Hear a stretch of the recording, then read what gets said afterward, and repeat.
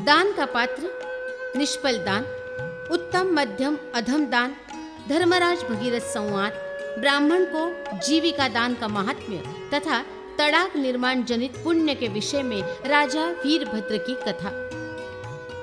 नारद जी बोले, भाई जी, मुझे गंगा महात्म्य सुनने की इच्छा थी, सो तो सुन ली। वह सब पापों का नाश करने वाला है। अब मुझे दान एवं दान के पात्र का लक्षण बताइए।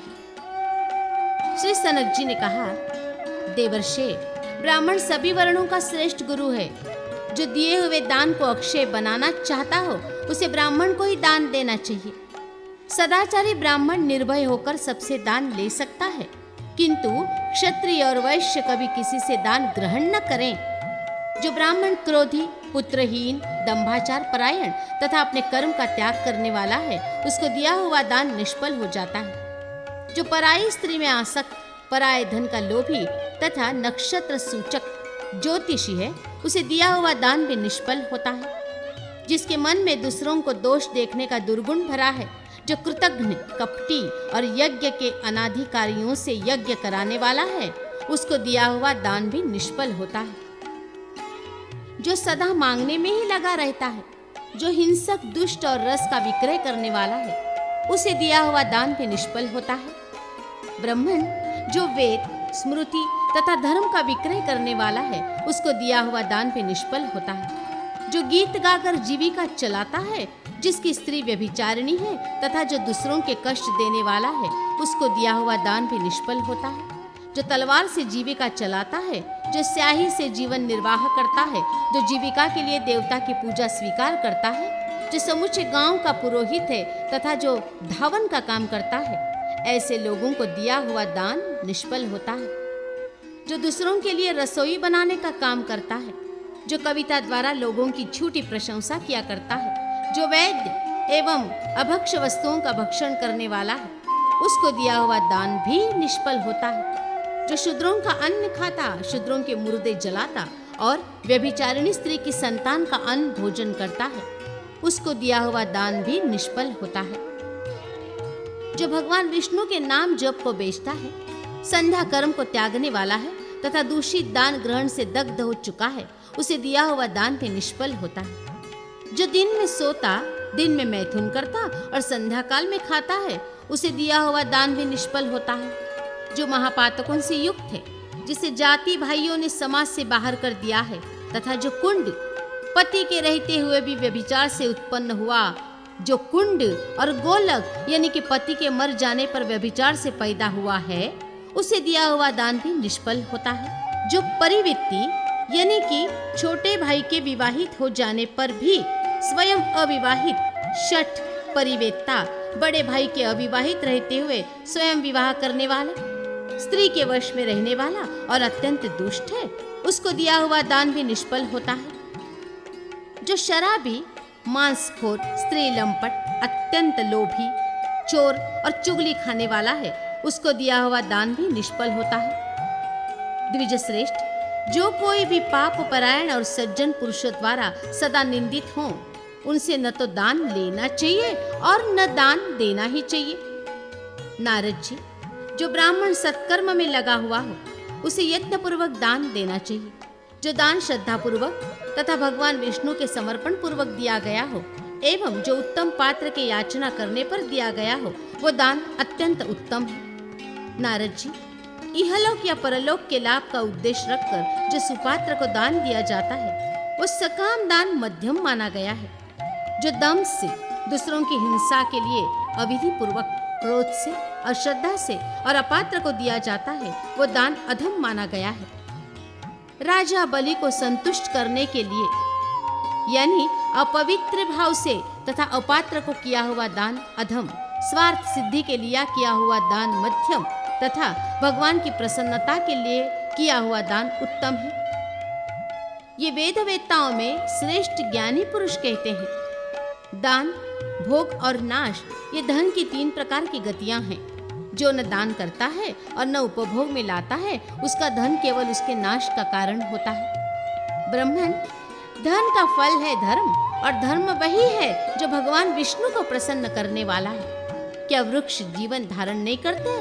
वे भी इस जगत में दूसरों के हित के लिए जीते हैं। विप्रवर नारद जहाँ वृक्ष भी अपनी जड़ों और फलों के द्वारा दूसरों का हित साधन करते हैं, वहाँ यदि मनुष्य परोपकारी ना हो तो वे मरे हुए के ही समान हैं। जो मरणशील मानव शरीर से, धन से अथवा मन और वाणी से भी दूसरों का उपकार नहीं करते, उन्हें महान पापी समझना चाहिए। नारद जी, इस विषय में मैं एक यथार्थ इतिहास सुनाता हूँ, सुनिए। उसमें दान आदि का लक्षण भी बताया जाएगा, साथ ही उसमें गंगा जी का महात्म्य भी आ जाएगा, जो सब पापों को नाश करने वाला है। इस इतिहास में भगीरथ और धर्म का पुण्यकारक संवाद है। सगर के कुल में भगीरथ नाम वाले राजा हुए, जो सातों द्वीपों और समुद्र सहित इस पृथ्वी का शासन करते थे। वे सदा सब धर्मों में तत्पर, सत्य प्रतिज्ञ और प्रतापी थे। कामदेव के समान रूपवान, महान यज्ञकर्ता और विद्वान थे। वे राजा भगीरथ धैर्य में हिमालय और धर्म में धर्मराज की समानता करते थे। उनमें सभी प्रकार के शुभ लक्षण भरे थे। मुने, वे संपूर्ण शास्त्रों के पारगामी विद्वान, सब संपत्तियों से युक्त और सबको आनंद देने वाले थे। अतिथियों के सत्कार में यत्नपूर्वक लगे रहते और सदा भगवान वासुदेव की आराधना में तत्पर रहते थे। वे बड़े पराक्रमी, सद्गुणों के भंडार, सबके प्रति मैत्री भाव से युक्त, दयालु तथा उत्तम बुद्धि वाले थे। द्विज श्रेष्ठ राजा भगीरथ को ऐसे सद्गुणों से युक्त जानकर एक दिन साक्षात धर्मराज उनका दर्शन करने के लिए आए। राजा ने अपने घर पर पधारे हुए धर्मराज का शास्त्रीय विधि से पूजन किया। तत्पश्चात धर्मराज प्रसन्न होकर राजा से बोले। धर्मराज ने कहा, धर्मज्ञों में श्रेष्ठ राजा भगीरथ, तुम तीनों लोक में प्रसिद्ध हो। मैं धर्मराज होकर भी तुम्हारी कीर्ति सुनकर तुम्हारे दर्शन के लिए आया हूँ। तुम सन्मार्ग में तत्पर, सत्यवादी और संपूर्ण भूतों के हितैषी हो। तुम्हारे उत्तम गुणों के कारण देवता भी तुम्हारा दर्शन करना चाहते हैं। भोपाल, जहाँ कीर्ति, नीति और संपत्ति है, वहाँ निश्चय ही उत्तम गुण, साधु पुरुष तथा देवता निवास करते हैं। राजन, महाभाग, समस्त प्राणियों के हित में लगे रहना आदि तुम्हारा चरित्र बहुत सुंदर है। वो मेरे जैसे लोगों के लिए भी दुर्लभ है। ऐसा कहने वाले धर्मराज को प्रणाम करके राजा भगीरथ प्रसन्न एवं विनीत भाव से मधुर वाणी में बोले। भगीरथ ने कहा, भगवान, आप सब धर्मों के ज्ञाता हैं। परमेश्वर, आप समदर्शी भी हैं। मैं जो कुछ पूछता हूँ उसे मुझ पर बड़ी भारी कृपा करके बताइए। धर्म कितने प्रकार के कहे गए हैं? धर्मात्मा पुरुषों के कौन से लोक हैं? यमलोक में कितनी यातनाएं बताई गई हैं और वे किन्हें प्राप्त होती हैं? महाभाग, कैसे लोग आपके द्वारा सम्मानित होते हैं और कौन लोग किस प्रकार आपके द्वारा दंडनीय हैं, ये सब मुझे विस्तार पूर्वक बताने की कृपा करें। धर्मराज ने कहा, महाबुद्धे, बहुत अच्छा, बहुत अच्छा। तुम्हारी बुद्धि निर्मल तथा ओजस्विनी है। मैं धर्म और अधर्म का यथार्थ वर्णन करता हूँ, तुम भक्ति पूर्वक सुनो। धर्म अनेक प्रकार के बताए गए हैं, जो पुण्य लोग प्रदान करने वाले हैं। इसी प्रकार अधर्म जनित यातनाएं भी असंख्य कही गई हैं, जिनका दर्शन भी भयंकर है। अतः मैं संक्षेप से ही धर्म और अधर्म का दिग्दर्शन कराऊंगा। ब्राह्मणों को जीविका देना अत्यंत पुण्यमय कहा गया है। इसी प्रकार अध्यात्म तत्व के ज्ञाता पुरुष को दिया हुआ दान अक्षय होता है। ब्राह्मण संपूर्ण देवताओं का स्वरूप बताया गया है। उसको जीविका देने वाले मनुष्य के पुण्य का वर्णन करने में कौन समर्थ है? जो नित्य सदाचारी ब्राह्मण का हित करता है, उसने संपूर्ण यज्ञों का अनुष्ठान कर लिया, वो सब तीर्थों में नहा चुका और उसने सब तपस्या पूरी कर ली। जो ब्राह्मण को जीविका देने के लिए दो कहकर दूसरों को प्रेरित करता है, वो भी उसके दान का फल प्राप्त कर लेता है। जो स्वयं अथवा दूसरों के द्वारा तालाब बनवाता है, उसके पुण्य की संख्या बताना असंभव है। राजन, यदि एक राही भी पोखरे का जल पी ले तो उसके बनाने वाले पुरुष के सब पाप अवश्य नष्ट हो जाते हैं। जो मनुष्य एक दिन भी भूमि पर जल का संग्रह एवं संरक्षण कर लेता है, वह सब पापों से छूटकर 100 वर्षों तक स्वर्ग लोक में निवास करता है। जो मानव अपनी शक्ति भर तालाब खुदाने में सहायता करता है, जो उससे संतुष्ट होकर उसको प्रेरणा देता है, वो भी पोखरे बनाने का पुण्य फल पा लेता है। जो सरसों बराबर मिट्टी भी तालाब से निकालकर बाहर फेंकता है। वह अनेकों पापों से मुक्त हो 100 वर्षों तक स्वर्ग में निवास करता है। नृपश्रेष्ठ, जिस पर देवता अथवा गुरुजन संतुष्ट होते हैं वो पोखरा खुदाने के पुण्य का भागी होता है। ये सनातन श्रुति है। नृपश्रेष्ठ, इस विषय में मैं तुम्हें एक इतिहास बतलाता हूँ जिसे सुनकर मनुष्य सब पापों से छुटकारा पा जाता है, इसमें संशय नहीं है। गौड़ देश में अत्यंत विख्यात वीरभद्र नाम के एक राजा हो गए हैं। वे बड़े प्रतापी, विद्वान तथा सदैव ब्राह्मणों की पूजा करने वाले थे। वेद और शास्त्रों की आज्ञा के अनुसार कुलोचित सदाचार का वे सदा पालन करते और मित्रों के अभ्युदय में योग देते थे। उनकी परम सौभाग्यवती रानी का नाम चंपक मंजरी था। उनके मुख्यमंत्रीगण कर्तव्य और अकर्तव्य के विचार में कुशल थे। वे सदा धर्मशास्त्रों द्वारा धर्म का निर्णय किया करते थे। जो प्रायश्चित, चिकित्सा, ज्योतिष्य तथा धर्म का निर्णय बिना शास्त्र के करता है उसे ब्राह्मण घाती बताया गया है। मन ही मन ऐसा सोचकर राजा सदा अपने आचार्यों से मनु आदि के बताए हुए धर्मों का विधि पूर्वक श्रवण किया करते थे। उनके राज्य में कोई छोटे से छोटा मनुष्य भी अन्याय का आचरण नहीं करता था। उस राजा का धर्म पूर्वक पालित होने वाला देश स्वर्ग की समता धारण करता था। वो शुभकारक उत्तम राज्य का आदर्श था। एक दिन राजा वीरभद्र मंत्री आदि के साथ शिकार खेलने के लिए बहुत बड़े वन में गए और दोपहर तक इधर उधर घूमते रहे। वे अत्यंत थक गए थे। भगीरथ, उस समय वहां राजा को एक छोटी सी पोखरी दिखाई दी। वो भी सूखी हुई थी। उसे देखकर मंत्री ने सोचा, पृथ्वी के ऊपर इस शिखर पर ये पोखरी किसने बनाई है? यहाँ कैसे जल सुलभ होगा जिससे ये राजा वीरभद्र प्यास बुझाकर जीवन धारण करेंगे? नृपश्रेष्ठ, तदनंतर मंत्री के मन में उस पोखरी को खोदने का विचार हुआ। उसने एक हाथ का गड्ढा खोदकर उसमें से जल प्राप्त किया। राजन, उस जल को पीने से राजा और उनके बुद्धिसागर नामक मंत्री को भी तृप्ति हुई। तब धर्मार्थ की ज्ञाता बुद्धिसागर ने राजा से कहा, राजन, ये पोखरी पहले वर्षों के जल से भरी थी। अब इसके चारों ओर बांध बना दें, ऐसी मेरी सम्मति है। देव, निष्पाप राजन, आप इसका अनुमोदन करें और इसके लिए मुझे आज्ञा दें। नृपश्रेष्ठ वीरभद्र अपने मंत्री की ये बात सुनकर बहुत प्रसन्न हुए और इस काम को करने के लिए तैयार हो गए। उन्होंने अपने मंत्री बुद्धिसागर को ही इस शुभ कार्य में नियुक्त किया। तब राजा की आज्ञा से अतिशय पुण्यात्मा बुद्धिसागर उस पोखरी को सरोवर बनाने के कार्य में लग गए। उसकी लंबाई और चौड़ाई चारों ओर से 50 धनुष्य की हो गई थी। उसके चारों ओर पत्थर के घाट बन गए और उसमें अगाध जलराशि संचित हो गई। ऐसी पोखरी बनाकर मंत्री ने राजा को सब समाचार निवेदन किया। तब से सब वनचर जीव और प्यासे पथिक उस पोखरी से उत्तम जलपान करने लगे। फिर आयु की समाप्ति होने पर किसी समय मंत्री बुद्धिसागर की मृत्यु हो गई। राजन, वे मुझ धर्मराज के लोक में गए। उनके लिए मैंने चित्रगुप्त से धर्म पूछा। तब चित्रगुप्त ने उनके पोखरी बनाने का सब कार्य मुझे बताया। साथ ही ये भी कहा कि राजा को धर्म कार्य का स्वयं उपदेश करते थे, इसलिए इस धर्म विमान पर चढ़ने के अधिकारी हैं। राजन, चित्रगुप्त के ऐसा कहने पर मैंने बुद्धिसागर को धर्म विमान पर चढ़ने की आज्ञा दे दी। भगीरथ, फिर कालांतर में राजा वीरभद्र भी मृत्यु के पश्चात मेरे स्थान पर गए और प्रसन्नता पूर्वक मुझे नमस्कार किया। तब मैंने वहां उनके संपूर्ण धर्मों के विषय में भी प्रश्न किया। राजन, मेरे पूछने पर चित्रगुप्त ने राजा के लिए भी पोखरे खुदाने से होने वाले धर्म की बात बताई। तब मैंने राजा को जिस प्रकार भली भांति समझाया वो सुनो।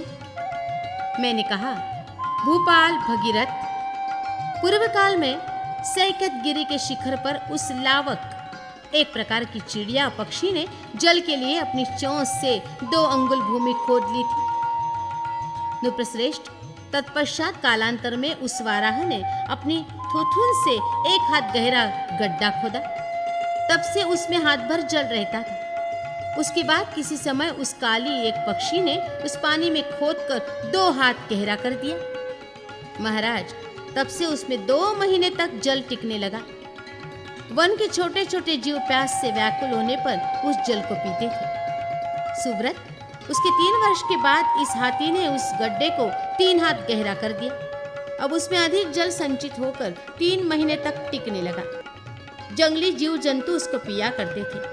फिर जल सूख जाने के बाद आप उस स्थान पर आए, वहां 1 हाथ मिट्टी खोदकर आपने जल प्राप्त किया। नरपते, तदनंतर मंत्री बुद्धि सागर के उपदेश से आपने 50 धनुष की लंबाई चौड़ाई में उसे उतना ही गहरा खुदवाया। फिर तो उसमें बहुत जल संचित हो गया। इसके बाद पत्थरों से दृढ़ता पूर्वक घाट बंध जाने पर वो महान सरोवर बन गया। वहाँ किनारे पर सब लोगों के लिए उपकारी वृक्ष लगा दिए गए। उस पोखरे के द्वारा अपने अपने पुण्य से ये 5 जीव धर्म विमान पर आरूढ़ हुए हैं। अब छठे तुम भी उस पर चढ़ जाओ। भगीरथ, मेरा ये वचन सुनकर छठे राजा वीरभद्र भी उन्हें 5 के समान ही पुण्यभागी होकर उस धर्म विमान पर जा बैठे। राजन, इस प्रकार मैंने पोखरे बनवाने से होने वाले संपूर्ण फल का वर्णन किया। इसे सुनकर मनुष्य जन्म से लेकर मृत्यु तक के पाप से मुक्त हो जाता है। जो मानव श्रद्धा पूर्वक इस कथा को सुनता अथवा पढ़ता है, वो भी तालाब बनाने के संपूर्ण पुण्य को प्राप्त कर लेता है। तड़ाग और तुलसी आदि की महिमा, भगवान विष्णु और शिव के स्नान पूजन का महत्व एवं विविध दानों तथा देव मंदिर में सेवा करने का महात्म्य। धर्मराज कहते हैं, राजन, कासार यानी कि कच्चे पोखरे बनाने पर तड़ाग यानी कि पक्के पोखरे बनाने की अपेक्षा आधा फल बताया गया है। कुएं बनाने पर 1/4 फल जानना चाहिए। बावड़ी बनाने पर कमलों से भरे हुए सरोवर के बराबर पुण्य प्राप्त होता है। भूपाल, नहर निकालने पर बावड़ी की अपेक्षा 100 गुना फल प्राप्त होता है। धनी पुरुष पत्थर से मंदिर या तालाब बनावे और दरिद्र पुरुष मिट्टी से बनावे तो उन दोनों के समान फल प्राप्त होता है। ये ब्रह्मा जी का कथन है। धनी पुरुष 1 नगर दान करे और गरीब 1 हाथ भूमि दे, इन दोनों का दान का समान फल है, ऐसा वेदवेत्ता पुरुष कहते हैं। जो धनी पुरुष उत्तम फल के साधनभूत तड़ाग का निर्माण करता है और दरिद्र एक कुआं बनवाता है, उन दोनों का पुण्य समान कहा गया है। जो बहुत से प्राणियों का उपकार करने वाला आश्रम या धर्मशाला बनवाता है, वह 3 पीढ़ियों के साथ ब्रह्मलोक में जाता है। राजन, धेनु अथवा ब्राह्मण या जो कोई भी आधे क्षण भी उस आश्रम की छाया में स्थित होता है, वह उसके बनवाने वाले के स्वर्गलोक में पहुंचाता है। राजन, जो बगीचे लगाते, देव मंदिर बनवाते, पोखरा खुदाते अथवा गांव बसाते हैं, वे भगवान विष्णु के साथ पूजित होते हैं। जो तुलसी के मूल भाग की मिट्टी से, गोपी चंदन से, चित्रकूट की मिट्टी से अथवा गंगा जी की मृत्तिका से ऊर्ध्व पुंडु तिलक लगाता है, उसे प्राप्त होने वाले पुण्य फल का वर्णन सुनो। वो श्रेष्ठ विमान पर बैठकर गंधर्व और अप्सराओं के समूह द्वारा अपने चरित्र का गान सुनता हुआ भगवान विष्णु के धाम में आनंद भोगता है। जो तुलसी के पौधे पर चुल्लू भर भी पानी डालता है, वो क्षीर सागर निवासी भगवान विष्णु के साथ तब तक निवास करता है जब तक चंद्रमा और तारे रहते हैं। तदनंतर विष्णु में लय हो जाता है। जो ब्राह्मणों को कोमल तुलसी दल अर्पित करता है, वो 3 पीढ़ियों के साथ ब्रह्मलोक में जाता है। जो तुलसी के लिए कांटों का आवरण या 4 दीवारी बनवाता है, वो भी 21 पीढ़ियों के साथ भगवान विष्णु के धाम में आनंद का अनुभव करता है। नरेश्वर, जो तुलसी के कोमल दलों से भगवान विष्णु के चरण कमलों की पूजा करता है, वो विष्णु लोक को प्राप्त होता है। उसका वहां से कभी पुनरागमन नहीं होता। पुष्प तथा चंदन के जल से भगवान गोविंद को भक्तिपूर्वक नहलाकर मनुष्य विष्णु धाम में जाता है। जो कपड़े से छाने हुए जल के द्वारा भगवान लक्ष्मीपति को स्नान कराता है, वो सब पापों से छूटकर भगवान विष्णु के साथ सुखी होता है। जो सूर्य की संक्रांति के दिन दूध आदि से श्रीहरि को नहलाता है, वो 21 पीढ़ियों के साथ विष्णु लोक में वास करता है। शुक्ल पक्ष में चतुर्दशी, अष्टमी, पूर्णिमा, एकादशी, रविवार, द्वादशी, पंचमी तिथि, सूर्य ग्रहण, चंद्र ग्रहण, मनवादि तिथि, युगादि तिथि, सूर्य के आधे उदय के समय, सूर्य के पुष्य नक्षत्र पर रहते समय, रोहिणी और बुध के योग में, शनि और रोहिणी तथा मंगल और अश्विनी के योग में, शनि अश्विनी, बुध अश्विनी, शुक्र रेवती योग, बुध अनुराधा, श्रवण सूर्य, सोमवार श्रवण, हस्त बृहस्पति, बुध अष्टमी तथा बुध और आषाढ़ा के योग में और दूसरे दूसरे पवित्र दिनों में जो पुरुष शांत चित्त, मौन और पवित्र होकर दूध, दही, घी और शहद से श्री विष्णु को स्नान कराता है, उसको प्राप्त होने वाले फल का वर्णन सुनो। वो सब पापों से छूटकर संपूर्ण यज्ञों का फल पाता और 21 पीढ़ियों के साथ वैकुंठ धाम में निवास करता है। राजन, फिर वही ज्ञान प्राप्त करके वो पुनरावृत्ति रहित और योगियों के लिए भी दुर्लभ हरि का सायुज्य प्राप्त कर लेता है। भूपते, जो कृष्ण पक्ष में चतुर्दशी तिथि और सोमवार के दिन भगवान शंकर को दूध से नहलाता है, शिव का सायुज्य प्राप्त कर लेता है। अष्टमी अथवा सोमवार को भक्ति पूर्वक नारियल के जल से भगवान शिव को स्नान कराकर मनुष्य शिव सायुज्य का अनुभव करता है। भूपते, शुक्ल पक्ष की चतुर्दशी अथवा अष्टमी को घृत और मधु के द्वारा भगवान शिव को स्नान कराकर मनुष्य उनका सारूप्य प्राप्त कर लेता है। तिल के तेल से भगवान विष्णु अथवा शिव को स्नान कराकर मनुष्य 7 पीढ़ियों के साथ उनका सारूप्य प्राप्त कर लेता है। जो शिव को भक्ति पूर्वक ईख के रस से स्नान कराता है, वह 7 पीढ़ियों के साथ एक कल्प तक भगवान शिव के लोक में निवास करता है, फिर शिव का सायुज्य प्राप्त कर लेता है। नरेश, एकादशी के दिन सुगंधित फूलों से भगवान विष्णु की पूजा करके मनुष्य 10,000 जन्म के पापों से छूट जाता और उनके परम धाम को प्राप्त कर लेता है। महाराज, चंपा के फूलों से भगवान विष्णु की और आँख के फूलों से भगवान शंकर की पूजा करके मनुष्य उनका सालोक्य प्राप्त करता है। जो मनुष्य भक्ति पूर्वक भगवान शंकर अथवा विष्णु को धूप में घृतयुक्त गुग्गुल मिलाकर देता है, वो सब पापों से छूट जाता है। नृपश्रेष्ठ, जो भगवान विष्णु अथवा शंकर को तिल के तेल से युक्त दीपदान करता है, वह समस्त कामनाओं को प्राप्त कर लेता है। जो भगवान शिव अथवा विष्णु को घी का दीपक देता है, वह सब पापों से मुक्त हो गंगा स्नान का फल पाता है। जो जो अभिष्ट वस्तुएं हैं, वह सब ब्राह्मण को दान कर दे, ऐसा मनुष्य पुनर्जन्म से रहित भगवान विष्णु के धाम में जाता है। अन्न और जल के समान दूसरा कोई दान न हुआ है न होगा। अन्नदान करने वाला प्राणदाता कहा गया है, और जो प्राणदाता है वो सब कुछ देने वाला है। नृपश्रेष्ठ, इसलिए अन्नदान करने वाले को संपूर्ण दानों का फल मिलता है। जलदान तत्काल संतुष्ट करने वाला माना गया है। नृपश्रेष्ठ, इसलिए ब्रह्मवादी मनुष्यों ने जलदान को अन्नदान से श्रेष्ठ बताया है। महापातक अथवा उपपातकों से युक्त मनुष्य भी यदि जलदान करने वाला है तो वह उन सब पापों से मुक्त हो जाता है। यह ब्रह्मा जी का कथन है। शरीर को अन्न से उत्पन्न कहा गया है। प्राणी को भी अन्न जनित ही मानते हैं। अतः पृथ्वीपते, जो अन्नदान देने वाला है उसे प्राणदाता समझना चाहिए, क्योंकि जो जो तृप्तिकारक दान है वह समस्त मनोवांछित फलों को देने वाला है। अतः भूपाल, इस पृथ्वी पर अन्नदान के समान दूसरा कोई दान नहीं है। जो दरिद्र अथवा रोगी मनुष्य की रक्षा करता है, उस पर प्रसन्न होकर भगवान विष्णु उसकी संपूर्ण कामनाओं को पूर्ण कर देते हैं। जो मन, वाणी और क्रिया द्वारा रोगी की रक्षा करता है, वह सब पापों से छूटकर संपूर्ण कामनाओं को प्राप्त कर लेता है। महिपाल, जो ब्राह्मण को निवास स्थान देता है, उस पर प्रसन्न हो देवेश्वर भगवान विष्णु उसे अपना लोक देते हैं। जो ब्रह्मवेता ब्राह्मण को दूध देने वाली गाय दान करता है, वो ब्रह्मलोक में जाता है, तथा जो वेदवेता ब्राह्मण को कपिला गाय दान देता है, वह सब पापों से मुक्त हो रुद्र स्वरूप हो जाता है। जो भय से व्याकुल चित्त वाले पुरुषों को अभयदान देता है। राजन, उसके पुण्य फल का यथार्थ वर्णन करता हूँ, सुनो। एक और तो पूर्ण रूप से उत्तम दक्षिणा देकर संपन्न किए हुए सभी यज्ञ हैं, और दूसरी ओर भयभीत मनुष्य की प्राण रक्षा है। ये दोनों समान हैं।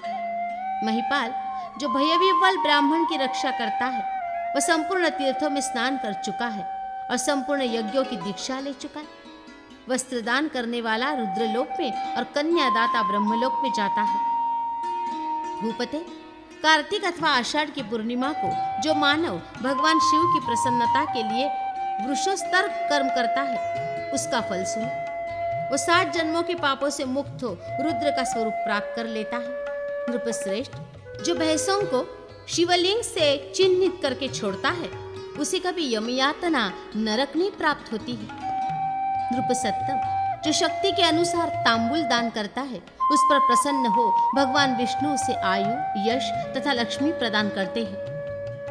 दूध, दही, घी और मधु का दान करने वाला मनुष्य 10,000 दिव्य वर्षों तक स्वर्ग लोक में प्रतिष्ठित होता है। नृपोत्तम, ईख दान करने वाला मनुष्य ब्रह्मलोक में जाता है। गंध एवं पवित्र फल देने वाला पुरुष भी ब्रह्मधाम में जाता है। गुड़ और ईख का रस देने वाला मनुष्य क्षीरसागर को प्राप्त होता है। विद्या दान करने से मनुष्य को भगवान विष्णु का सायुज्य प्राप्त होता है। विद्यादान, भूमिदान और गोदान, ये उत्तम से उत्तम 3 दान क्रमशः जप, जोतने बोने की सुविधा और दूध दूहने के कारण नरक से उद्धार करने वाले होते हैं। नृपोत्तम, संपूर्ण दानों में विद्यादान श्रेष्ठ है। विद्यादान से मनुष्य भगवान विष्णु का सायुज्य प्राप्त कर लेता है। ईंधन दान करने से मनुष्य को उपपातकों से छुटकारा मिलता है। शालग्राम शिला का दान महादान बताया गया है। उसका दान करके मनुष्य मोक्ष प्राप्त करता है। शिवलिंग दान भी ऐसा ही माना गया है।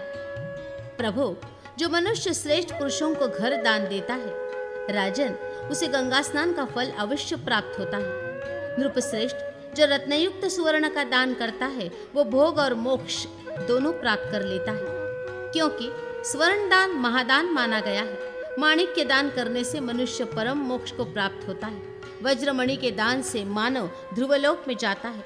मूंगा दान करने से स्वर्ग एवं रुद्रलोक की प्राप्ति होती है। सवारी देने और मुक्ता दान करने से दाता चंद्रलोक प्राप्त करता है। वैद्यु और पद्मराग मणि देने वाला मनुष्य रुद्रलोक में जाता है। पद्मराग मणि के दान से सर्वत्र सुख की प्राप्ति होती है। राजन, घोड़ा दान करने वाला दीर्घ काल के लिए अश्विनी कुमारों के समीप जाता है।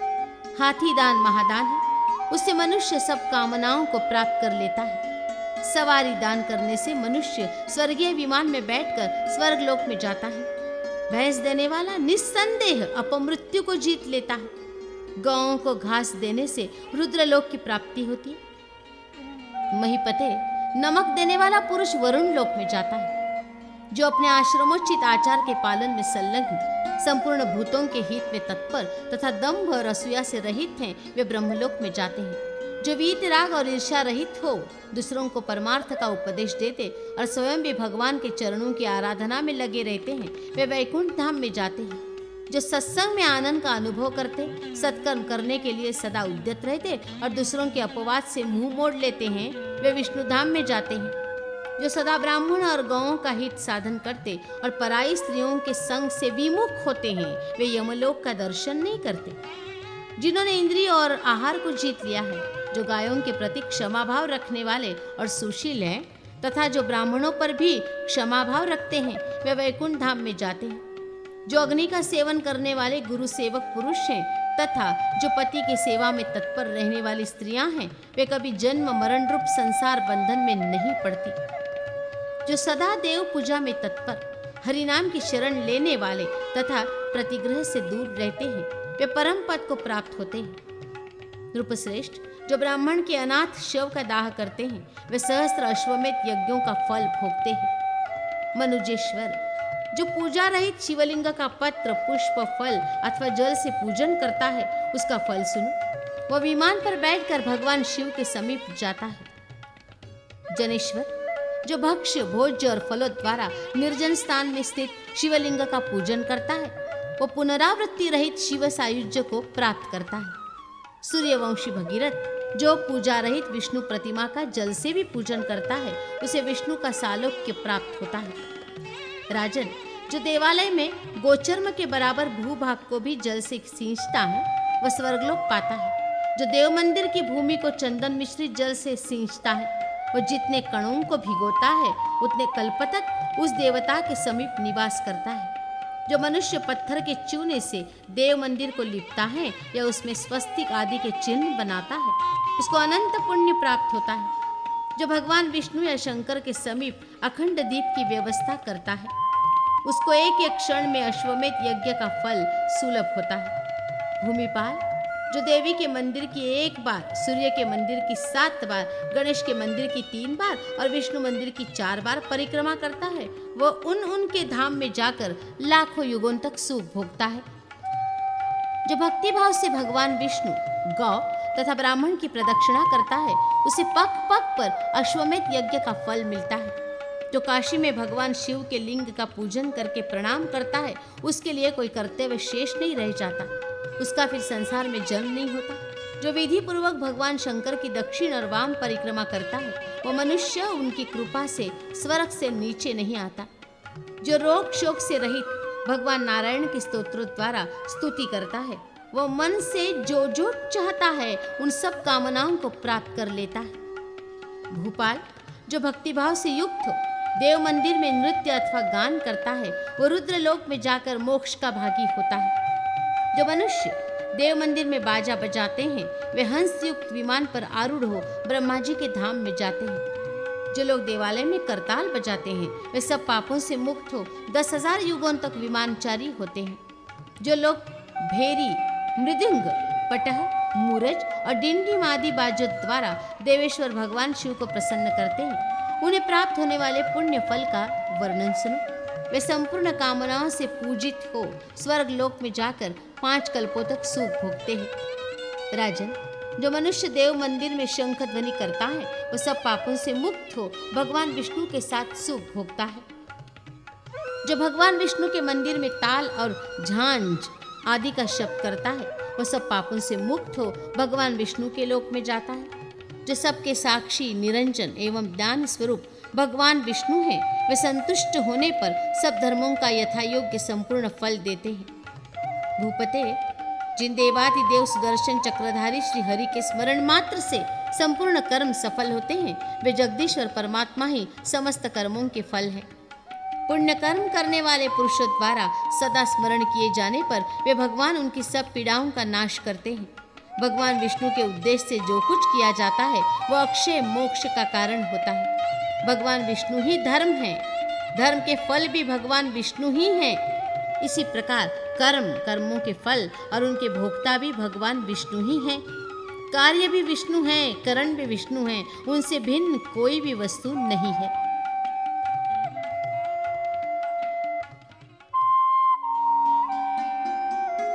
विविध प्रायश्चित्त का वर्णन, इष्टापूर्त का फल और सूतक, श्राद्ध तथा तर्पण का विवेचन। धर्मराज कहते हैं, नृपश्रेष्ठ, अब मैं चारों वर्णों के लिए वेदों और स्मृतियों में बताए हुए धर्म का क्रमशः वर्णन करता हूँ। एकाग्र चित्त होकर सुनो। जो भोजन करते समय क्रोध में या अज्ञानवश किसी अपवित्र वस्तु को या चांडाल एवं पतित को छू लेता है, उसके लिए प्रायश्चित्त बतलाता हूँ। वो क्रमानुसार अर्थात अपवित्र वस्तु के स्पर्श करने पर 3 रात और चांडाल या पतित का स्पर्श कर लेने पर 6 रात तक पंचगव्य से तीनों समय स्नान करे तो शुद्ध होता है। यदि कदाचित भोजन करते समय ब्राह्मण के गुदा से मलस्त्राव हो जाए अथवा झूठे मुंह या अपवित्र रहने पर ऐसी बात हो जाए तो उसकी शुद्धि का उपाय बतलाता हूँ। पहले वो ब्राह्मण शौच जाकर जल से पवित्र होए, अर्थात शौच जाकर जल से हाथ पैर की शुद्धि करके कुल्ला और स्नान करे। तदनंतर दिन रात उपवास करके पंचगव्य पीने से शुद्ध होता है।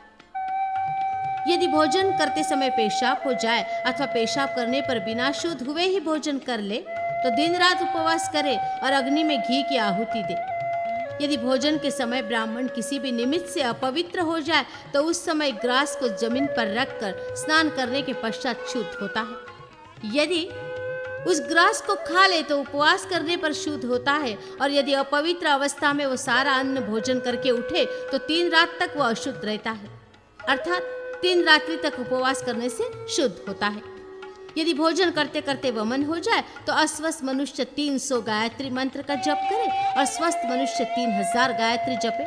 यही उसके लिए उत्तम प्रायश्चित्त है। यदि द्विज मल मूत्र करने पर चांडाल या डोम से छू जाए तो वो त्रिरात्र व्रत करे, और यदि भोजन करके झूठे मुंह छू जाए तो 6 रात तक व्रत करे।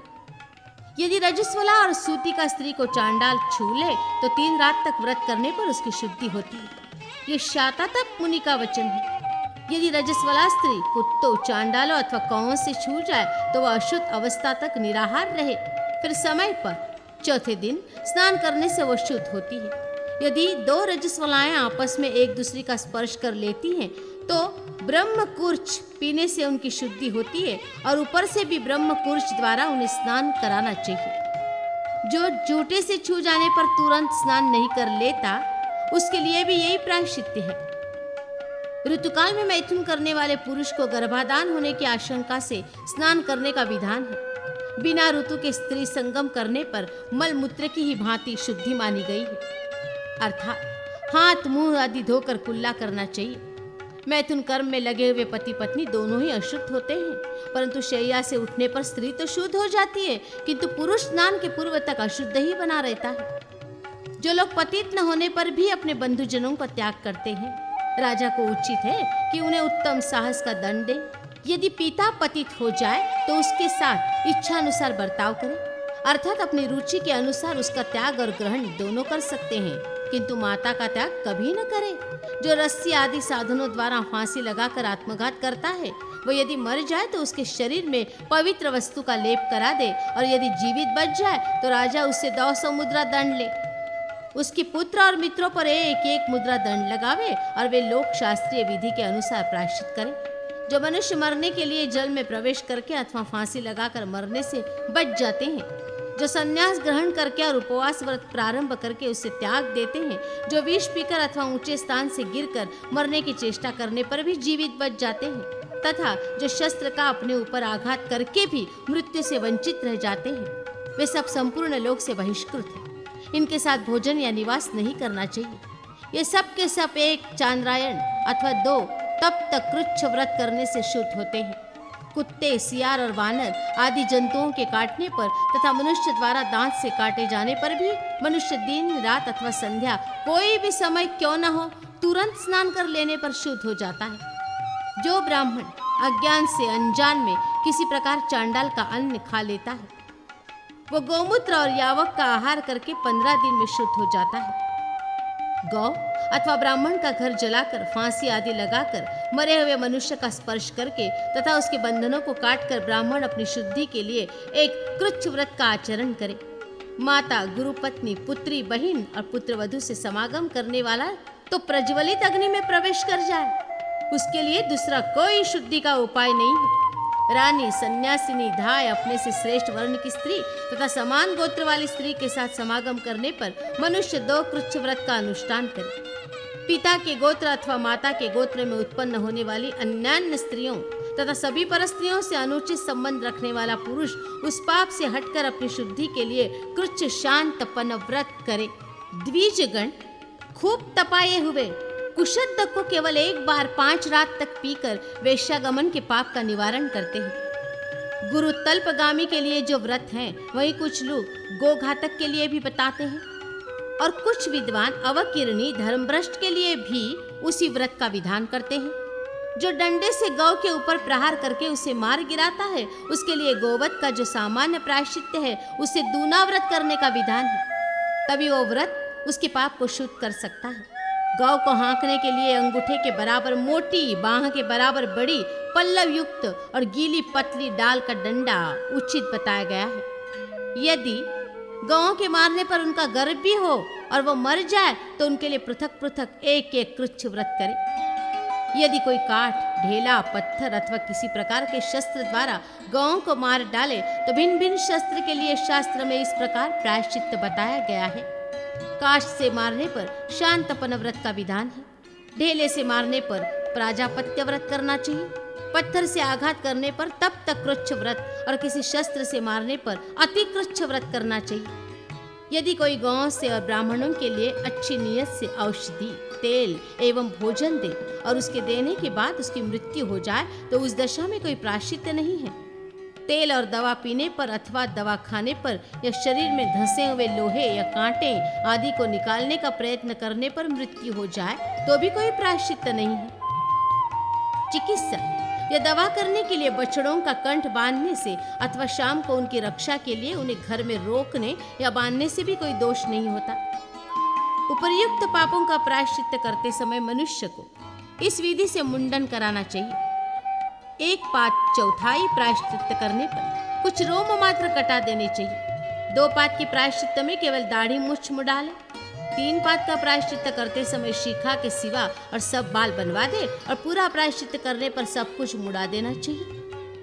यदि स्त्रियों को प्रायश्चित करना पड़े तो उनके सब केश समेट कर 2 अंगुल कटा देना चाहिए। इसी प्रकार स्त्रियों के सिर मुंडाने का विधान है। स्त्री के लिए सारे बाल कटाने और वीरासन में बैठने का नियम नहीं है। उनके लिए गौशाला में निवास करने की विधि नहीं है। यदि गौ कहीं जाती हो तो उसके पीछे नहीं जाना चाहिए। राजा, राजकुमार अथवा बहुत से शास्त्रों का ज्ञाता ब्राह्मण हो तो उन सब के लिए केश मुंडाए बिना ही प्रायश्चित्त बताना चाहिए। उन्हें केशों की रक्षा के लिए दूने व्रत का पालन करने की आज्ञा दे।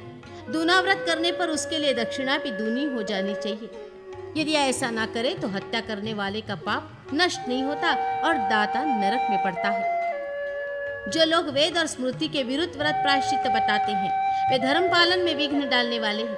राजा उन्हें दंड द्वारा पीड़ित करे, परंतु किसी कामना या स्वार्थ से मोहित होकर राजा उन्हें कदापि दंड न दे, नहीं तो उनका पाप 100 गुना होकर उस राजा पर ही पड़ता है। तदनंतर प्रायश्चित्त पूरा कर लेने पर ब्राह्मणों को भोजन करावे। 20 गाय और 1 बैल उन्हें दक्षिणा में दे। यदि गौओं के अंगों में घाव होकर उसमें कीड़े पड़ जाएं अथवा मक्खी आदि लगने लगे और इन कारणों से उन गौओं की मृत्यु हो जाए तो उन गायों को रखने वाला पुरुष आधे कृच्छ व्रत का अनुष्ठान करे और अपनी शक्ति के अनुसार दक्षिणा दे। इस प्रकार प्रायश्चित्त करके श्रेष्ठ ब्राह्मणों को भोजन कराकर कम से कम 1 मासा सुवर्ण दान करे तो शुद्धि होती है। जल के भीतर की, बाम्बी की, चूहों के बिल की, ऊसर भूमि की, रास्ते की, शमशान भूमि की तथा शौच से बची हुई ये 7 प्रकार की मृत्तिका काम में नहीं लानी चाहिए। ब्राह्मण को प्रयत्न पूर्वक इष्टापूर्त कर्म करने चाहिए। इष्ट, यज्ञ, याग आदि से वो स्वर्ग पाता है और पूर्त कर्म से वो मोक्ष सुख का भागी होता है। धन की अपेक्षा रखने वाले यज्ञ, दान आदि कर्म इष्ट कहलाते हैं और जलाशय बनवाना आदि कार्य पूर्त कहा जाता है। विशेषतः बगीचा, किसी देवता के लिए बने हुए तालाब, बावड़ी, कुआं, पोखरा और देव मंदिर, ये यदि गिरते या नष्ट होते हों तो जो इनका उद्धार करता है वो पूर्त कर्म का फल भोगता है, क्योंकि ये सब पूर्त कर्म। सफेद गाय का मूत्र, काली गौ का गोबर, तांबे के रंग वाली गाय का दूध, सफेद गाय का दही और कपिला गाय का घी, इन सब वस्तुओं को लेकर एकत्र करे तो वह पंचगव्य बड़े बड़े पातकों का नाश करने वाला होता है। कुशों द्वारा लाए हुए तीर्थ जल और नदी जल के साथ उक्त सभी द्रव्यों को पृथक पृथक प्रणव मंत्र से लाकर प्रणव द्वारा ही उन्हें उठावे। प्रणव जप करते हुए ही उनका आलोडन करे और प्रणव के उच्चारण पूर्वक ही पिए। पलाश वृक्ष के बीचले पत्ते में अथवा तांबे के शुभ पात्र में अथवा कमल के पत्ते में या मिट्टी के बर्तन में कुशोदक सहित उस पंचगव्य को पीना चाहिए। एक सूतक में दूसरा सूतक उपस्थित हो जाए तो दूसरे में दोष नहीं लगता। पहले सूतक के साथ ही उसकी शुद्धि हो जाती है। एक जनना शौच के साथ दूसरा जनना शौच और एक मरणा शौच के साथ दूसरा मरण शौच भी शुद्ध हो जाता है। 1 मास के भीतर गर्भस्राव हो तो 3 दिन का अशौच बताए। 2 मास से ऊपर होने पर जितने महीने में गर्भस्राव हो उतनी ही रात्रियों में उसके अशौच की निवृत्ति होती है। साध्वी रजस्वला स्त्री रज बंद हो जाने पर स्नान मात्र से शुद्ध होती है। विवाह से 7वें पद पर अर्थात सप्तपदी की क्रिया पूरी होने पर अपने पितृ संबंधी गोत्र से च्युत हो जाती है, यानी उसके पति का गोत्र हो जाता है। अतः उसके लिए श्राद्ध और तर्पण पति के गोत्र से ही करने चाहिए। पिंडदान में पति और पत्नी दोनों का उद्देश्य होता है, अतः प्रत्येक पिंड में 2 नाम से संकल्प होना चाहिए।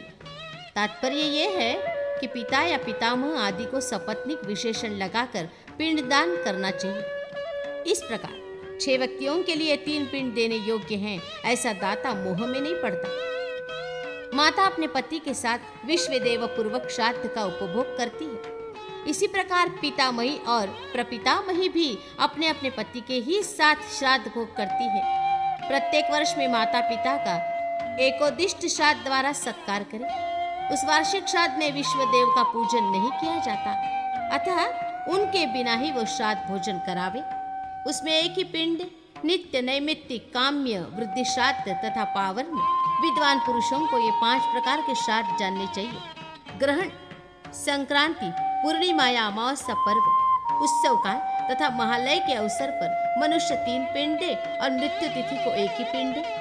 जिस कन्या का विवाह नहीं हुआ है वो पिंड, गोत्र और सूतक के विषय में पिता के गोत्र से पृथक नहीं है। पाणी ग्रहण और मंत्रों द्वारा वो अपने पिता के गोत्र से पृथक होती है। जिस कन्या का विवाह जिस वर्ण के साथ होता है उसके समान उसे सूतक भी लगता है। उसके लिए पिंड और तर्पण भी उसी वर्ण के अनुसार होने चाहिए। विवाह हो जाने पर चौथी रात में वो पिंड, गोत्र और सूतक के विषय में अपने पति के साथ एक हो जाती है। मृत व्यक्ति के प्रति हित बुद्धि रखने वाले बंधुजनों को शवदाह के प्रथम, द्वितीय, तृतीय अथवा चतुर्थ दिन अस्थि संचय करना चाहिए अथवा ब्राह्मण आदि 4 वर्णों का अस्थि संचय क्रमशः चौथे, 5वें, 7वें और 9वें दिन भी कर्तव्य बताया गया है। जिस मृत व्यक्ति के लिए 11वें दिन वृषोत्सर्ग किया जाता है वो प्रेत लोक से मुक्त और स्वर्ग लोक में प्रतिष्ठित होता है। नाभि के बराबर जल में खड़ा होकर मन ही मन ये चिंतन करे कि मेरे पीतर आवे और ये जलांजलि ग्रहण करे। दोनों हाथों को संयुक्त करके जल से पूर्ण करे और गोश्रृंग मात्र जल उठाकर उसे पुनः जल में डाल दे।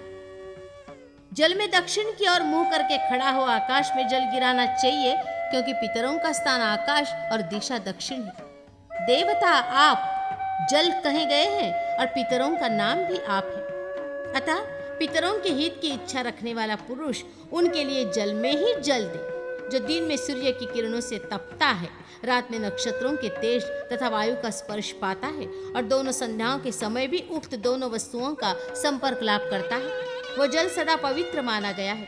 जो अपने स्वाभाविक रूप में हो, जिसमें किसी अपवित्र वस्तु का मेल न हुआ हो, वो जल सदा पवित्र है। ऐसा जल किसी पात्र में हो या पृथ्वी पर सदा शुद्ध माना गया है। देवताओं और पितरों के लिए जल में ही जलांजलि दे और जो बिना संस्कार के ही मरे हैं उनके लिए विद्वान पुरुष भूमि पर जलांजलि दे। श्राद्ध और होम के समय एक हाथ से पिंड एवं आहुति दे, किंतु तर्पण में दोनों हाथों से जल देना चाहिए। ये शास्त्रों द्वारा निश्चित धर्म है। पापियों को प्राप्त होने वाली नरकों की यातनाओं का वर्णन, भगवत व्यक्ति का निरूपण तथा धर्मराज के उपदेश से भगीरथ का गंगा जी को लाने के लिए उद्योग। धर्मराज कहते हैं, राजा भगीरथ, अब मैं पापों के भेद और स्थूल यातनाओं का वर्णन करूंगा। तुम धैर्य धारण करके सुनो, क्योंकि नरक बड़े भयंकर होते हैं। जो दुरात्मा पापी सदा जिन नरकाग्नियों में पकाए जाते हैं वे नरक पाप का भयंकर फल देने वाले हैं। मैं उन सब का वर्णन करता हूँ। उनके नाम इस प्रकार हैं: तपन, बालुका, रौरव, महारौरव, कुंभ, कुंभिपाक, निरुच्छवास, कालसूत्र, प्रमर्दन, भयंकर असित, पत्रवन, लालाभक्ष, हिमोत्कट, मूषावस्था, वसारूप, वैतरणी, नदी, शिवभक्ष, मूत्रपान, पुरुष रुत, तप्तशूल, तप्तशीला, शालमली वृक्ष, शोणित कूप, भयानक शोणित भोजन, वही ज्वाला निवेशन, शिलावृष्टि, शस्त्रवृष्टि, अग्निवृष्टि, क्षारोदक, उष्णतोय, तप्तायः पिंडभक्षणा, अधः शिराः शोषण, मरु प्रतपन, पाषाण वर्ष, कृमि भोजन, क्षारोदपान, भ्रमण, क्रकच्च धारण, पुरुष लेपन, पुरुष भोजन, महागौर रेतः पानः, सर्वसंधि दाहन, धूमपान, पाशबंध, नाना शूलानुलेपन, अंगार शयन, मुसल मर्दन, विविध काष्ठ यंत्र,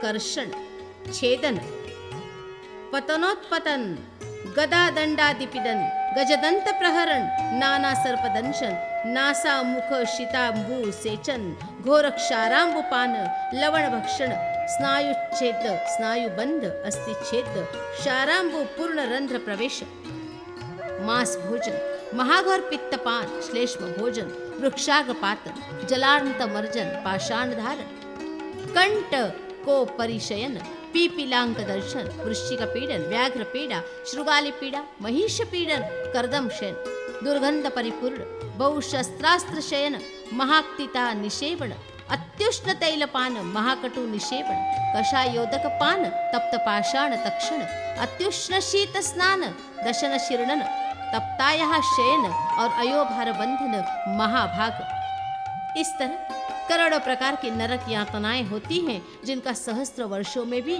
मैं वर्णन नहीं कर सकता। भूपाल, इस नरकों में से जिस पापी को जो प्राप्त होता है वही सब मैं बतलाऊंगा। ये सब मेरे मुख से सुनो। ब्रह्म हत्यारा, शराबी, सुवर्ण की चोरी करने वाला, गुरुपत्नीगामी, ये महापातकी है। इनसे संसर्ग रखने वाला 5वां महापातकी है जो पंक्ति भेद करता, बलि वैश्व देवहीन होने के कारण व्यर्थ केवल शरीर पोषण के लिए ही पाक बनाता, सदा ब्राह्मणों को लांछित करता, ब्राह्मणों या गुरुजनों पर हुक्म चलाता और वेद बेचता है। ये 5 प्रकार के पापी ब्रह्मघातक कहे गए हैं। मैं आपको धन आदि दूंगा, ये आज्ञा देकर जो ब्राह्मण को बुलाता है और पीछे नहीं है ऐसा कहकर उसे सूखा जवाब दे देता है, उसे ब्रह्म हत्यारा कहा गया है। जो स्नान अथवा पूजन के लिए जाते हुए ब्राह्मण के कार्य में विघ्न डालता है उसे भी ब्रह्मघाती कहते हैं। जो पराई निंदा और अपनी प्रशंसा में लगा रहता है तथा जो असत्य भाषण में रत रहता है वो ब्रह्म हत्यारा कहा गया है। अधर्म का अनुमोदन करने वाले को भी ब्रह्मघाती कहते हैं। जो दूसरों के उद्वेग में डालता, दूसरों के दोषों की चुगली खाता और पाखंडपूर्ण आचार में तत्पर रहता है उसे ब्रह्म हत्यारा बताया गया है। जो प्रतिदिन दान देता, प्राणियों के वध में तत्पर रहता तथा अधर्म का अनुमोदन करता है उसे भी ब्रह्मघाती कहा गया है। राजन, इस तरह नाना प्रकार के पाप ब्रह्म हत्या के तुल्य बताए गए हैं। अब मदिरापान के समान पाप का संक्षेप से वर्णन करता हूँ। गणान्न भोजन, कई जगह से भोजन लेकर खाना, वेश्या सेवन करना और पतित पुरुषों का अन्न भोजन करना सुरापान के तुल्य माना गया है। उपासना का त्याग, देवल पुरुष, मंदिर के पुजारी का अन्न खाना तथा शराब पीने वाली स्त्री से संबंध रखना मदिरापान के समान माना गया है। जो द्विज शूद्र के यहाँ भोजन करता है उसे सब धर्मों से बहिष्कृत शराबी ही समझना चाहिए। जो शूद्र के आज्ञा अनुसार दास का कर्म करता है वो नराधम ब्राह्मण मदिरापान के समान पाप का भागी होता है। इस तरह अनेक प्रकार के पाप मदिरापान के तुल्य माने गए हैं। अब मैं सुवर्ण की चोरी के समान पाप का वर्णन करता हूँ, सुनो। कंद, मूल, फल, कस्तूरी, रेशमी वस्त्र तथा रत्नों की चोरी को सदा सुवर्ण की चोरी के ही समान माना गया है।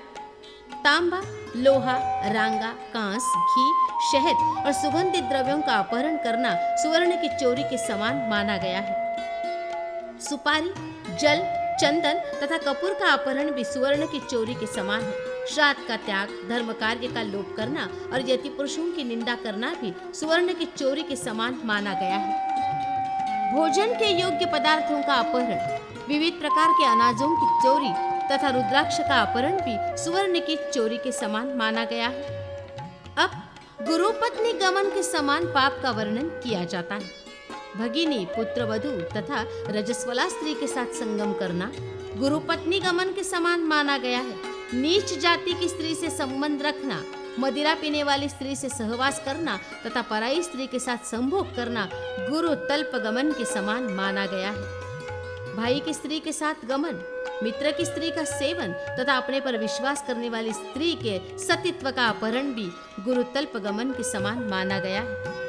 असम में मैथुन कर्म करना, पुत्री गमन करना तथा धर्म का लोप और शास्त्र की निंदा करना ये सब गुरुपत्नी गमन के समान माना गया है। राजन, इस प्रकार के पाप महापातक कहे गए हैं। इनमें से किसी एक के साथ भी संसर्ग रखने वाला पुरुष उसके समान हो जाता है।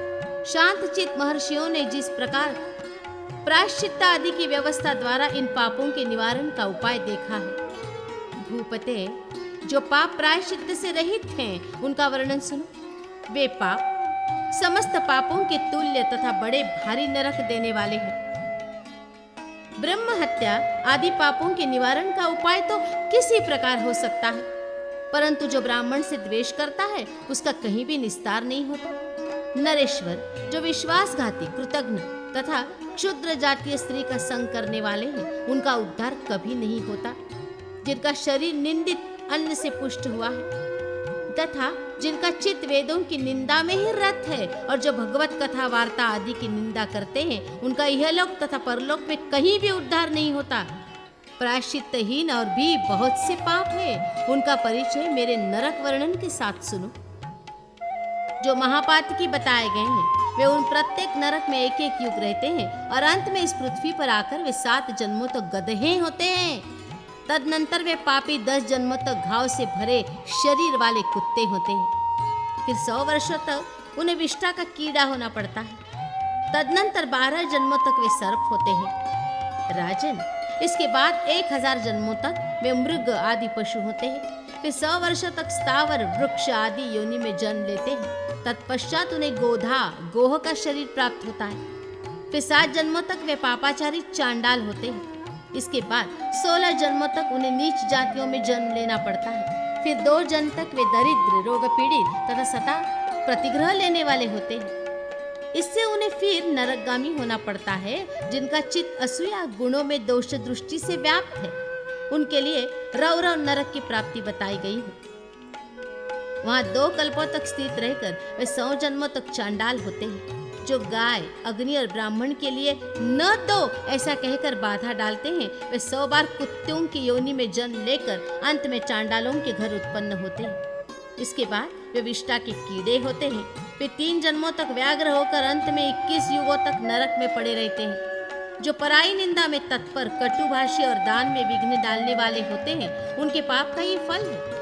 चोर मुसल और ओखली के द्वारा चूर्ण किए जाते हैं। उसके बाद उन्हें 3 वर्षों तक तपाया हुआ पत्थर उठाना पड़ता है। तदनंतर वे 7 वर्षों तक काल सूत्र से विदीर्ण किए जाते हैं। उस समय पराये धन का अपहरण करने वाले वे चोर अपने पाप कर्म के लिए शोक करते हुए कर्म के फल से निरंतर नरकाग्नि में पकाए जाते हैं। जो दूसरों के दोष बताते या चुगली खाते हैं, उन्हें जिस भयंकर नरक की प्राप्ति होती है वो सुनो। उन्हें 1 सहस्त्र युग तक तपाए हुए लोहे का पिंड भक्षण करना पड़ता है। अत्यंत भयानक सनसों से उनकी जीभ को पीड़ा दी जाती है और वे अत्यंत घोर निरुच्छ्वास नामक नरक में आधे कल्प तक निवास करते हैं।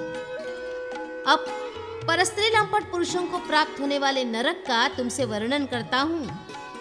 तपाए हुए तांबे की स्त्रियां सुंदर रूप और आभरणों से युक्त होकर उनके साथ हठपूर्वक दीर्घ काल तक रमण करती है। उनका रूप वैसा ही होता है जैसे स्त्रियों के साथ वे इस लोक में संबंध रखते रहे हैं। वो पुरुष उनके भय से भागता है और वे बलपूर्वक उसे पकड़ लेती हैं तथा उसके पाप कर्म का परिचय देती हुई उन्हें क्रमशः विभिन्न नरकों में पहुंचाती है। भूपाल, इस लोक में जो स्त्रियां अपने पति को त्याग कर दूसरे पुरुष की सेवा स्वीकार करती हैं, उन्हें यमलोक में तपाए हुए लोहे के बलवान पुरुष लोहे की तपी हुई शैया पर बलपूर्वक गिराकर उनके साथ बहुत समय तक रमण करते हैं। उनसे छूटने पर वे स्त्रियां अग्नि के समान प्रज्वलित लोहे के खंभे का आलिंगन करके 1000 वर्ष तक खड़ी रहती हैं। तत्पश्चात उन्हें नमक मिलाए जल से नहलाया जाता है और खारे पानी का ही सेवन कराया जाता है। उसके बाद वे 100 वर्षों तक सभी नरकों की यातनाएं भोगती हैं। जो मनुष्य ब्राह्मण, गौ और श्रेष्ठ क्षत्रिय राजा का इस लोक में वध करता है, वो भी 5 कल्पों तक संपूर्ण यातनाओं को भोगता है। जो महापुरुषों की निंदा को आदर पूर्वक सुनता है, उसका फल सुनो। ऐसे लोगों के कानों में तपाए हुए लोहे की बहुत सी कीलें ठोंक दी जाती है। तत्पश्चात कानों के उन छिद्रों में अत्यंत गर्म किया हुआ तेल भर दिया जाता है। फिर वे कुंभीपाक नरक में पड़ते हैं। जो लोग भगवान शिव और विष्णु से विमुख एवं नास्तिक हैं, उनको मिलने वाले फलों का वर्णन करता हूँ। वे यमलोक में करोड़ों वर्षों तक केवल नमक खाते हैं। उसके बाद 1 कल्प तक तपी हुई बालू से पूर्ण रौरव नरक में डाले जाते हैं। राजन, इसी प्रकार अन्य नरकों में भी वे पापाचारी जीव अपने पापों का फल भोगते हैं। जो नराधम को पूर्ण दृष्टि से ब्राह्मणों की ओर देखते हैं, उनकी आंख में हजारों तपी हुई सुइयां चुभो दी जाती है। नृपश्रेष्ठ, तदनंतर वे नमकीन पानी की धारा से भिगोए जाते हैं। इसके बाद उन पाप कर्मियों को भयंकर क्रकचों आरों से चीरा जाता है। राजन, जो लोग विश्वासघाती, मर्यादा तोड़ने वाले तथा पराये अन्न के लोभी है, उन्हें जिस भयंकर नरक की प्राप्ति होती है वो सुनो। वे अपना ही मांस खाते हैं और उनके शरीर को वहां प्रतिदिन कुत्ते नोच खाते हैं। उन्हें सभी नरकों में 1-1 वर्ष निवास करना पड़ता है। जो सदा दान ही लिया करते हैं, जो केवल नक्षत्रों को ही पढ़ने वाले, नक्षत्र विद्या से जीविका करने वाले हैं तथा जो सदा देवलक पुजारी का अन्न भोजन करते हैं, उनकी क्या दशा होती है वो भी मुझसे सुनो। राजन, वे पाप से पूर्ण जीव 1 कल्प तक इन सभी यातनाओं में पकाए जाते हैं और वे सदा दुखी रहकर निरंतर कष्ट भोगते रहते हैं। तत्पश्चात कालसूत्र से पीड़ित हो तेल में डुबोए जाते हैं। फिर उन्हें नमकीन जल से नहलाया जाता है और उन्हें मलमूत्र खाना पड़ता है। इसके बाद वे पृथ्वी पर आकर म्लेच्छ जाति में जन्म लेते हैं। जो सदा दूसरों के उद्वेग में डालने वाले हैं, वे वैतरणी नदी में जाते हैं। पंच महायज्ञों का त्याग करने वाले पुरुष लाला भक्ष नरक में पड़ते हैं। वहां उन्हें लार खाना पड़ता है। उपासना का त्याग करने वाला पुरुष रौरव नरक में जाता है। भूपाल, जो ब्राह्मणों के गांव से कर लेते हैं, वो जब तक चंद्रमा और तारों की स्थिति रहती है तब तक इन नरक यातनाओं में पकाए जाते हैं। जो राजा गांव में अधिक कर लगाता है वो 5 कल्पों तक सहस्त्र पीढ़ियों तक 7 नरक भोगता है। राजन, जो पापी ब्राह्मणों के गांव से कर लेने की अनुमति देता है, उसने मानव सहस्त्र ब्रह्म हत्याएं कर डाली। वह 2 चतुर्युगी तक महाघोर काल सूत्र में निवास करता है। जो महापापी अयोनि, योनि से भिन्न स्थान, वियोनि, विजातीय योनि और पशु योनि में वीर्य त्याग करता है, वो यमलोक में वीर्य ही भोजन के लिए पाता है। तत्पश्चात चर्बी से भरे हुए कुएं में डाला जाकर वहां 7 दिव्य वर्षों तक केवल वीर्य भोजन करके रहता है। उसके बाद मनुष्य होकर संपूर्ण लोकों में निंदा का पात्र बनता है। राजन, जो उपवास के दिन दातुन करता है, वो 4 युगों तक व्याघ्रभक्ष नामक घोर नरक में पड़ा रहता है, जिसमें व्याघ्र उसका मांस खाते हैं। जो अपने कर्मों का परित्याग करने वाला है, उसे विद्वान पुरुष पाखंडी कहते हैं।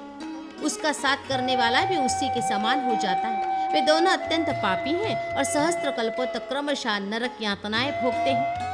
राजन, जो देवता संबंधी द्रव्य का अपहरण करने वाले और गुरु का धन चुराने वाले हैं, वे ब्रह्म हत्या के समान पाप का फल भोगते हैं। जो अनाथ का धन हड़प लेते और अनाथ से द्वेष करते हैं, वे कोटि कल्प सहस्त्र तक नरक में निवास करते हैं। जो स्त्रियों और शूद्रों के समीप वेदाध्ययन करते हैं, उनके पाप का फल बतलाता है।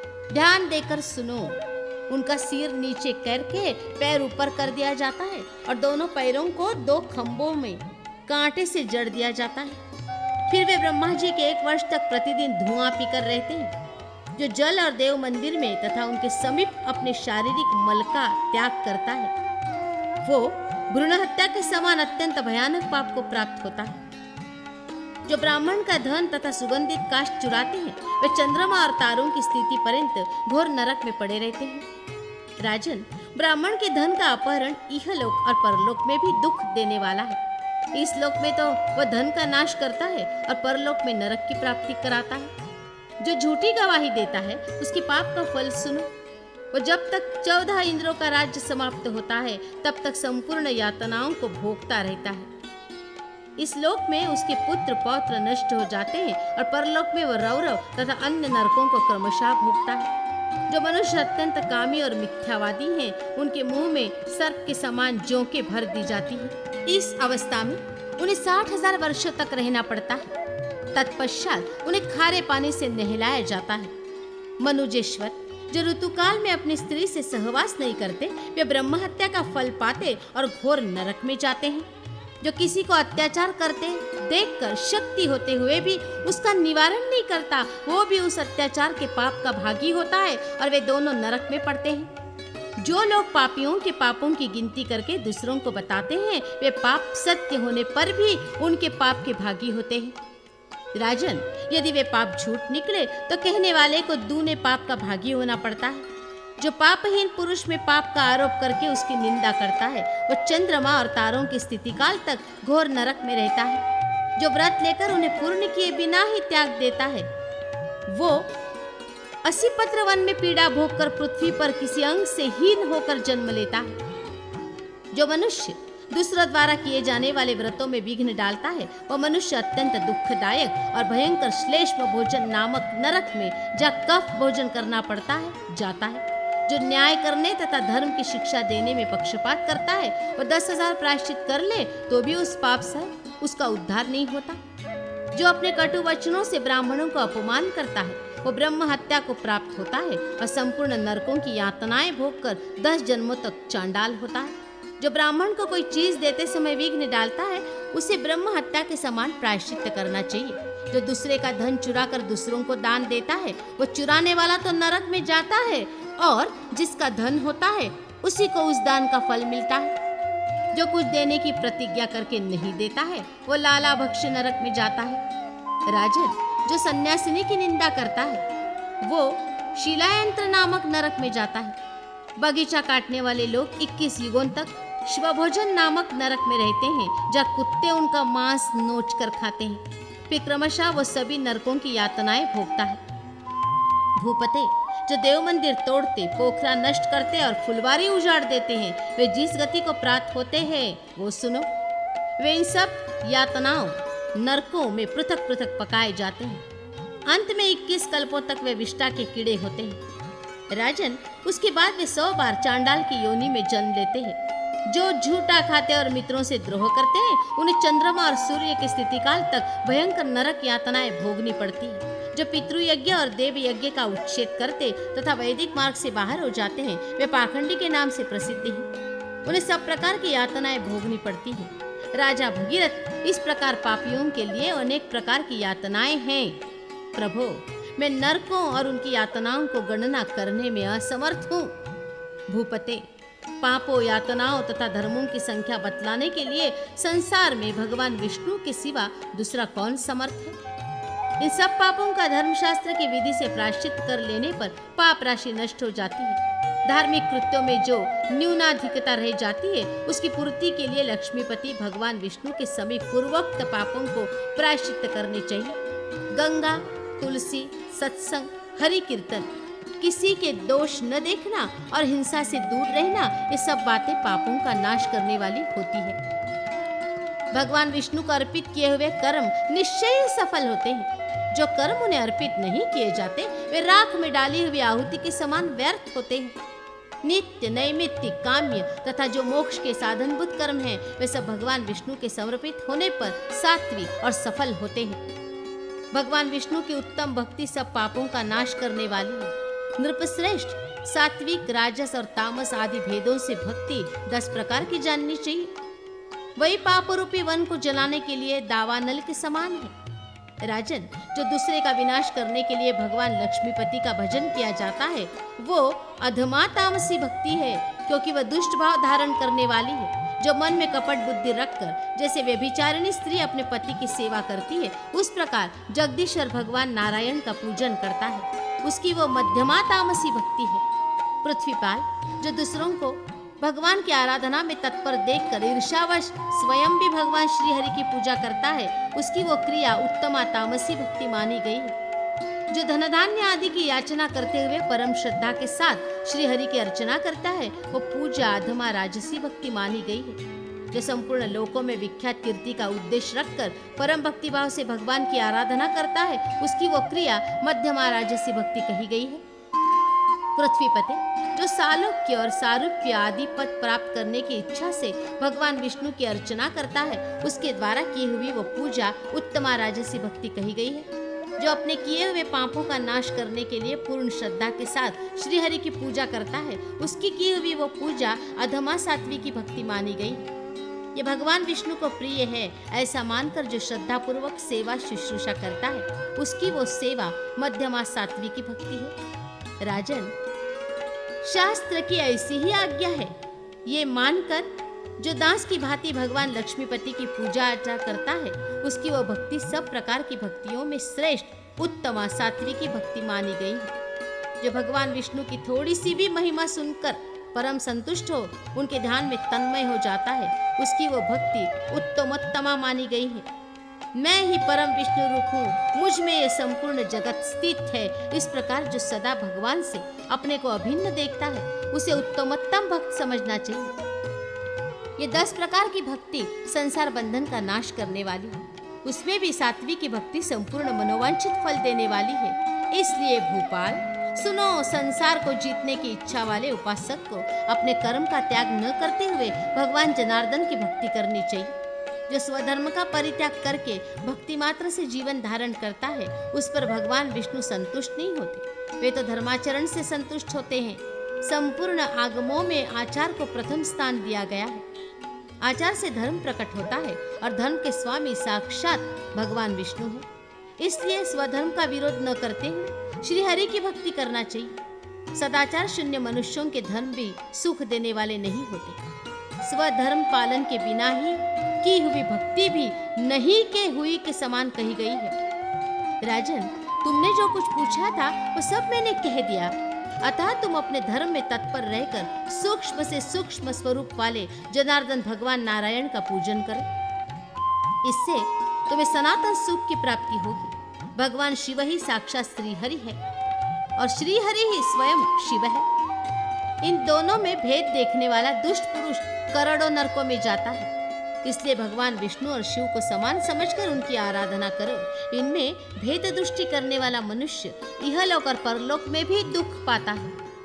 जनेश्वर, मैं जिस कार्य के लिए तुम्हारे पास आया था वो तुम्हें बतलाता हूँ।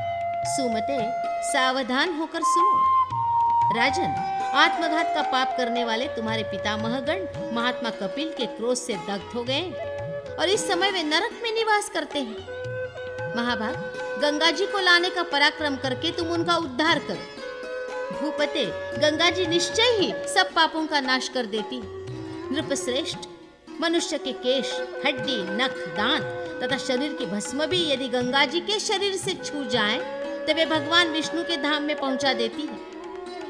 राजन, जिसकी हड्डी अथवा भस्म को मनुष्य गंगा जी में डाल देते हैं, वह सब पापों से मुक्त हो भगवान श्री हरि के धाम में चला जाता है। भूपते, अब तक जितने भी पाप तुम्हें बताए गए हैं, वे सब गंगा जी के एक बिंदु का अभिषेक होने से नष्ट हो जाते हैं। श्री सनत जी कहते हैं, मुनि श्रेष्ठ नारद, धर्मात्मा महाराज भगीरथ से ऐसा कहकर धर्मराज तत्काल अंतर्धान हो गए। तब सब शास्त्रों के पारगामी महाबुद्धिमान राजा भगीरथ संपूर्ण पृथ्वी का राज्य मंत्रियों को सौंपकर स्वयं वन को चले गए।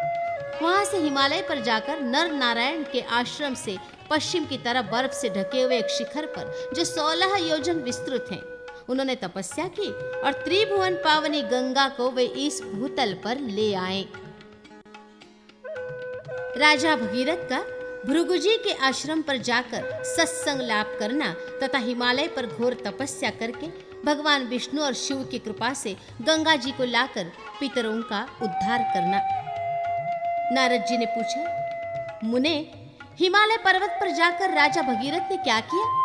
वे गंगा जी को किस प्रकार ले आए, ये मुझे बताने की कृपा करें। श्री सनक जी ने कहा, मुने, महाराज भगीरथ जटा और चीर धारण करके तपस्या के लिए हिमालय पर जाते हुए गोदावरी नदी के तट पर पहुंचे। वहां उन्होंने महान वन में महर्षि भृगु का उत्तम आश्रम देखा, जो कृष्णसार भृगु से भरा हुआ था और चमरी गायों का समुदाय अपनी पूंछ हिलाकर मानो उस आश्रम को चंवर डुला रहा था। मालती, जूही, कुंद, चंपा और अश्वत्थ उस आश्रम को विभूषित कर रहे थे। वहां चारों ओर भांति भांति के फूल खिले हुए थे। ऋषि मुनियों का समुदाय वहां निवास करता था। वेदों और शास्त्रों का महान घोष आकाश में गूंज रहा था। महर्षि भृगु के ऐसे आश्रम में राजा भगीरथ ने प्रवेश किया। भृगु जी परब्रह्म के स्वरूप का प्रतिपादन कर रहे थे।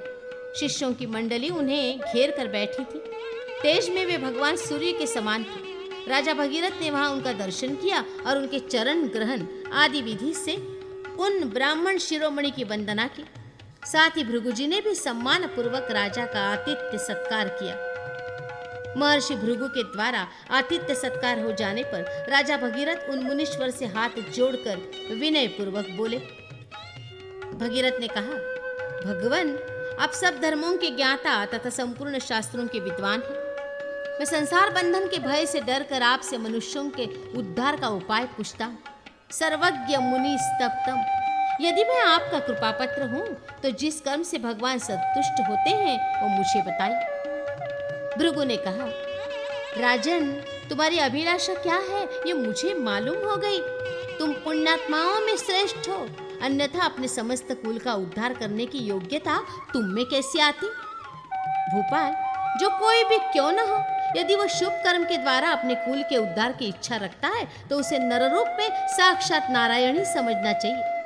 राजेंद्र, जिस कर्म से प्रसन्न होकर देवेश्वर भगवान विष्णु मनुष्यों को अभिष्ट फल प्रदान करते हैं वो बतलाता हूँ।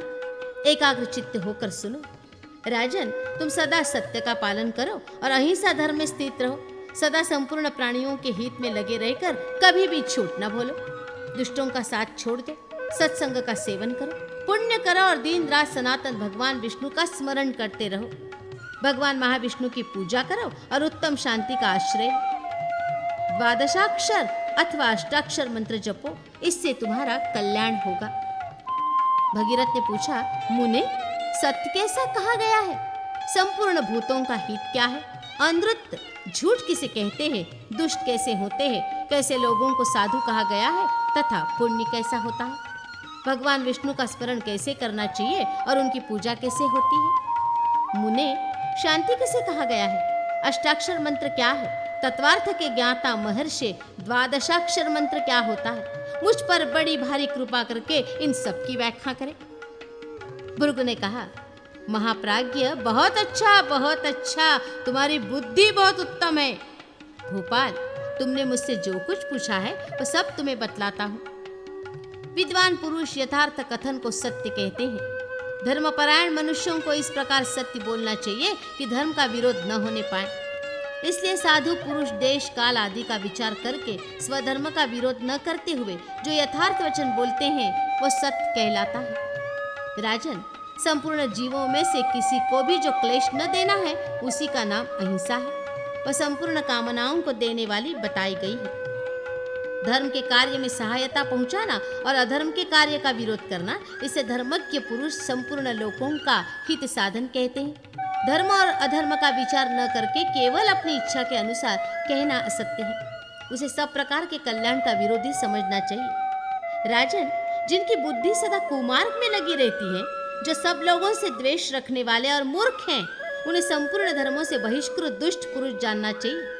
जो लोग धर्म और अधर्म का विवेक करके वेदोक्त मार्ग पर चलते हैं तथा सब लोगों के हित में संलग्न रहते हैं, उन्हें साधु कहा गया है। जो भगवान की भक्ति में सहायक है, साधु पुरुष जिसका पालन करते हैं तथा जो अपने लिए भी आनंददायक है, उसे धर्म कहते हैं। ये संपूर्ण जगत भगवान विष्णु का स्वरूप है। विष्णु सबके कारण है और मैं भी विष्णु हूँ।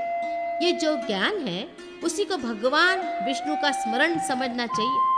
भगवान विष्णु सर्वदेवमय है, मैं विधि पूर्वक उनकी पूजा करूंगा। इस प्रकार से जो श्रद्धा होती है वो उनकी भक्ति कही गई है। श्री विष्णु सर्वभूत स्वरूप है, सर्वत्र परिपूर्ण सनातन परमेश्वर है। इस प्रकार जो भगवान के प्रति अभेद बुद्धि होती है उसी का नाम समता है। राजन, शत्रु और मित्रों के प्रति समान भाव हो, संपूर्ण इंद्रियां अपने वश में हो और दैववश जो कुछ मिल जाए उसी में संतोष रहे, तो इस स्थिति को शांति कहते हैं। राजन, इस प्रकार तुम्हारे इन सभी प्रश्नों की व्याख्या हो गई।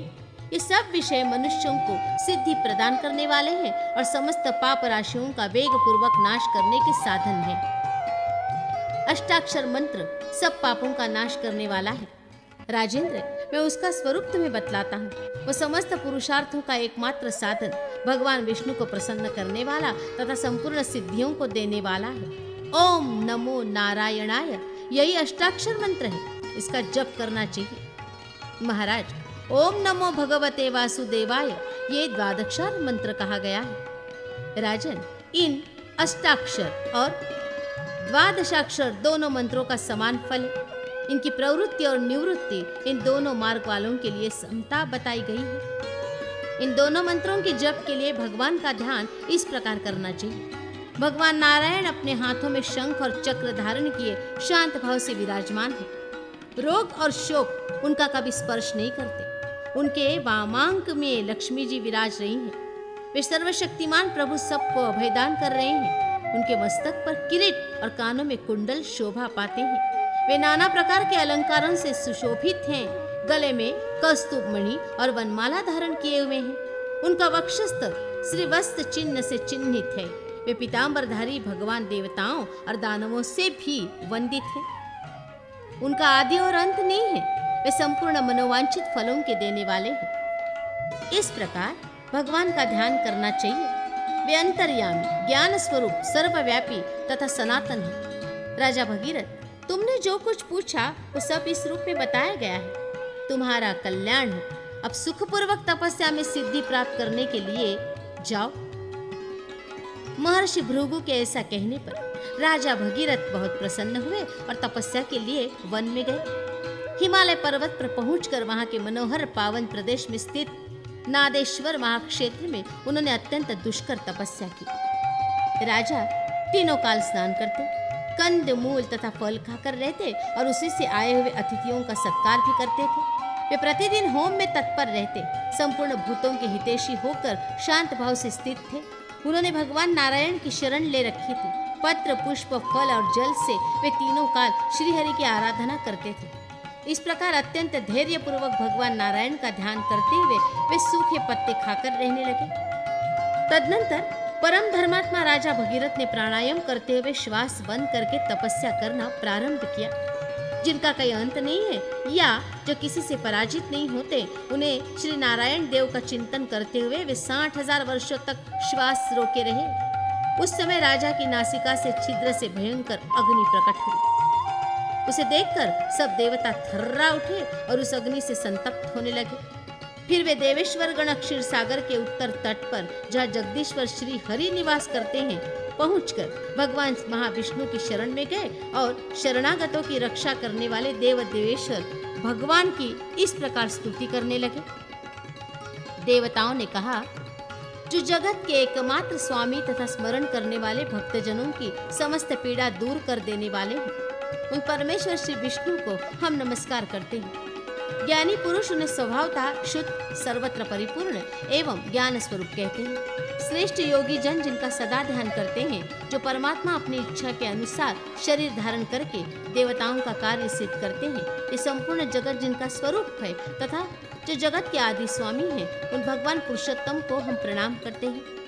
जिनके नामों का संकीर्तन करने मात्र से दुष्ट पुरुषों के भी समस्त पाप नष्ट हो जाते हैं, जो सबके शासक, स्तवन करने योग्य एवं पुराण पुरुष हैं, उन भगवान विष्णु को हम पुरुषार्थ सिद्धि के लिए नमस्कार करते हैं। सूर्य आदि जिनके तेज से प्रकाशित होते हैं और कभी भी जिनकी आज्ञा का उल्लंघन नहीं करते, जो संपूर्ण देवताओं के अधीश्वर तथा पुरुषार्थ रूप हैं, उन्हें काल स्वरूप श्री हरि को हम नमस्कार करते हैं।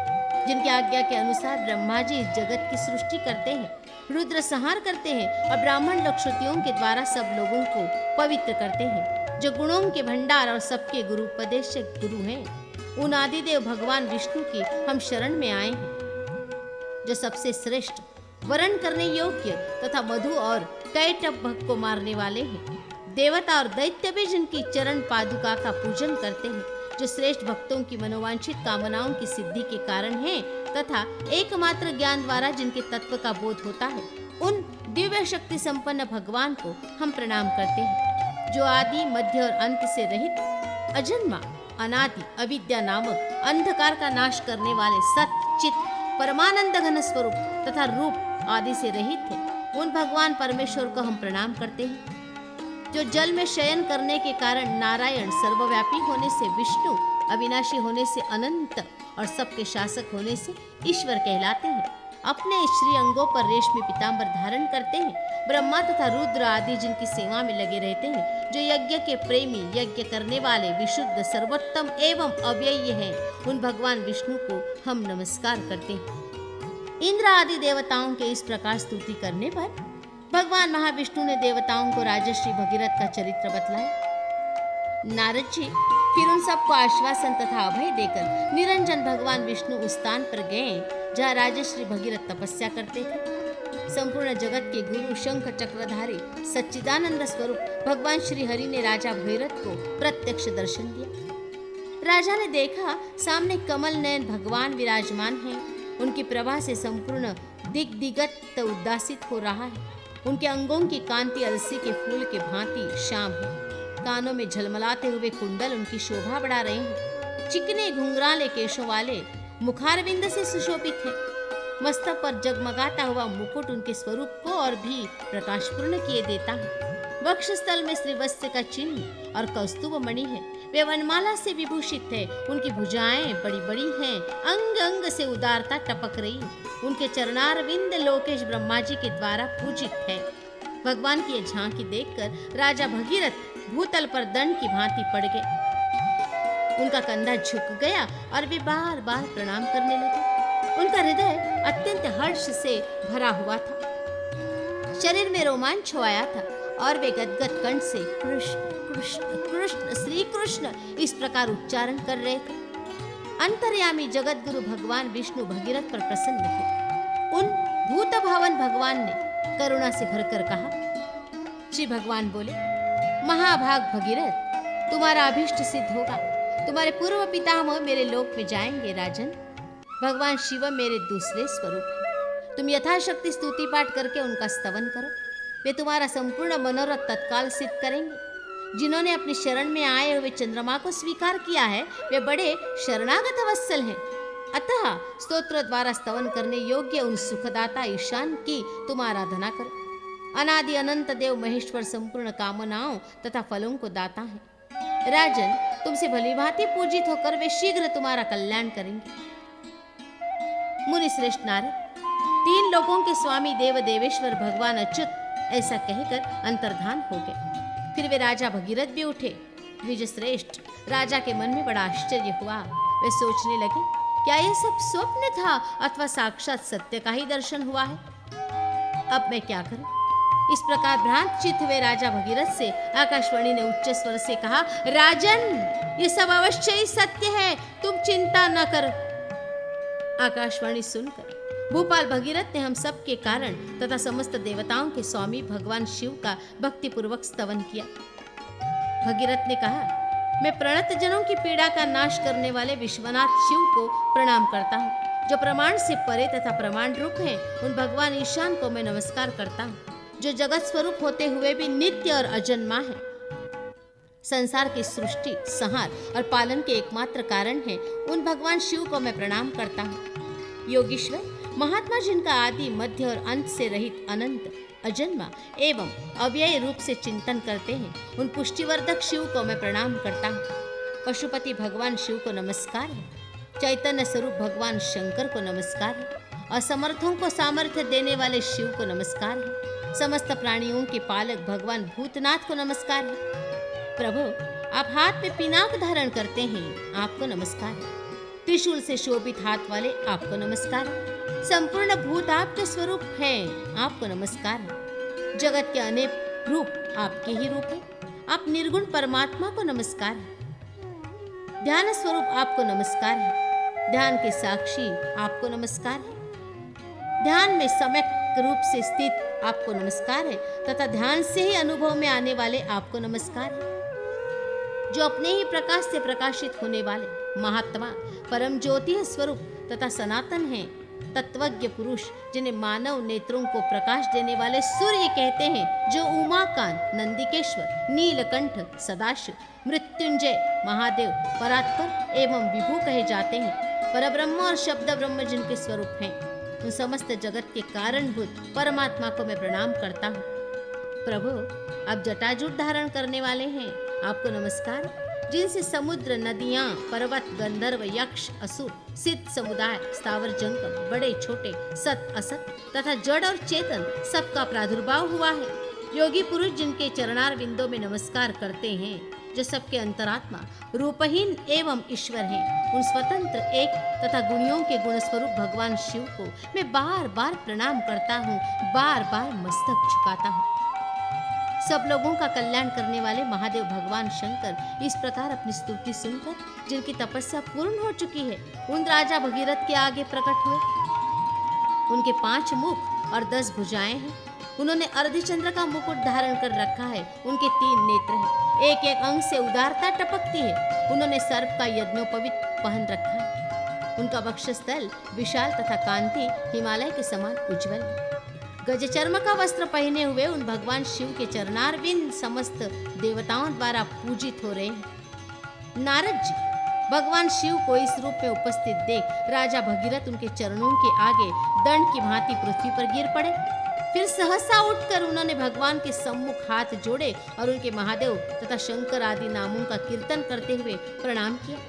राजा की भक्ति जानकर चंद्रशेखर भगवान शिव उनसे बोले, राजन, मैं बहुत प्रसन्न हूँ। तुम इच्छा अनुसार वर मांगो। तुमने स्तोत्र और तपस्या द्वारा मुझे भली भांति संतुष्ट किया है। भगवान शिव के ऐसा कहने पर राजा का हृदय प्रसन्नता से खिल उठा और वे हाथ जोड़कर जगदीश्वर शिव से इस प्रकार बोले। भगीरथ ने कहा, महेश्वर, यदि मैं वरदान देकर अनुग्रहित करने योग्य हूँ तो हमारे पितरों की मुक्ति के लिए आप हमें गंगा प्रदान करें। भगवान शिव बोले, राजन, मैंने तुम्हें गंगा दे दी। इससे तुम्हारे पितरों को उत्तम गति प्राप्त होगी और तुम्हें भी परम मोक्ष मिलेगा। योग कहकर भगवान शिव अंतर्धान हो गए। तत्पश्चात जटाजूटधारी भगवान शिव की जटा से नीचे आकर जगत को एकमात्र पावन करने वाली गंगा समस्त जगत को पवित्र करती हुई राजा भगीरथ के पीछे पीछे चली। मुने, तब से परम निर्मल पापहारिणी गंगा देवी तीनों लोकों में भागीरथी के नाम से विख्यात हुई। सगर के पुत्र पूर्व काल में अपने ही पाप के कारण जहाँ दग्ध हुए थे, उस स्थान को भी सरिताओं में श्रेष्ठ गंगा ने अपने जल से प्लावित कर दिया। सगर पुत्रों की भस्म जो ही गंगा जल से प्रवाहित हुई, त्यों ही वे निष्पाप हो गए। पहले जो नरक में डूबे हुए थे, उनका गंगा ने उद्धार कर दिया। पूर्व काल में यमराज ने अत्यंत कुपित होकर जिन्हें बड़ी भारी पीड़ा दी थी, वे ही गंगा जी के जल से उनके शरीर की भस्म आप्लावित होने के कारण उन्हीं यमराज के द्वारा पूजित हुए। सगर पुत्रों को निष्पाप समझकर यमराज ने उन्हें प्रणाम किया और विधि पूर्वक उनकी पूजा करके प्रसन्नता पूर्वक कहा, राजकुमारों, आप लोग अत्यंत भयंकर नरक से उद्धार पा गए। अब इस विमान पर बैठकर भगवान विष्णु के धाम में जाइए। यमराज के ऐसा कहने पर वे पाप रहित महात्मा दिव्य देह धारण करके भगवान विष्णु के लोक में चले गए। भगवान विष्णु के चरणों के अग्रभाग से प्रकट हुई गंगा जी का ऐसा प्रभाव है। महापातकों का नाश करने वाली गंगा संपूर्ण लोकों में विख्यात है। ये पवित्र आख्यान महापातकों का नाश करने वाला है। जो इसे पढ़ता अथवा सुनता है, वो गंगा स्नान का फल पाता है। जो इस पवित्र आख्यान को ब्राह्मण के सम्मुख कहता है, वह भगवान विष्णु के पुनरावृत्ति रहित धाम में जाता है।